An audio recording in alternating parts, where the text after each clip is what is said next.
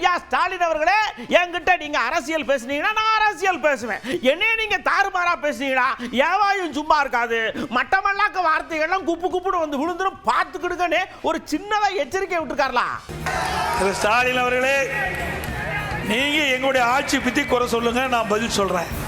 தனிப்பட்ட முறையில் பேசுனா ஏதோ பேச வேண்டிய நிலைமை வந்துடும், அசிங்கமாயிரும். 10 ஆண்டு காலத்தில் நிறைய திட்டங்களை நாட்டு மக்களுக்கு வழங்கி இருக்கிறோம். நீ என்ன திட்டத்தை கொண்டாந்துருக்கிற மக்களுக்கு? என்னை பொய்ய பேசி ஆட்சிக்கு வந்த பிறகு நாட்டு மக்களை சிந்திக்கல, நாட்டு மக்களை பற்றி கவலைப்படல, உங்க வீட்டு மக்களை பற்றி கவலைப்படுகின்ற முதலமைச்சர் இன்றைய முதலமைச்சர். நீ எங்களை பேசுறதுக்கு தகுதி இருக்குதா? நீ ஒரு பொம்மை முதலமைச்சர், திறமையற்ற முதலமைச்சர். நம்ம திருவிழாவுக்கு போல நம்ம குழந்தைக்கெல்லாம் பொம்மை வாங்கிட்டு வருவோம். அந்த பொம்மை வாங்கிட்டு வந்து விளையாட்டு காட்டுவோம், அப்போ நல்லா சாவி கொடுப்போம்.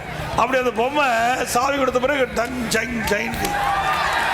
நீ அப்படி இருக்கிற ஆளு என்னை பத்தி கேவலமா பேசுறதுக்கு உங்களுக்கு என்ன யோக்கி இருக்குது?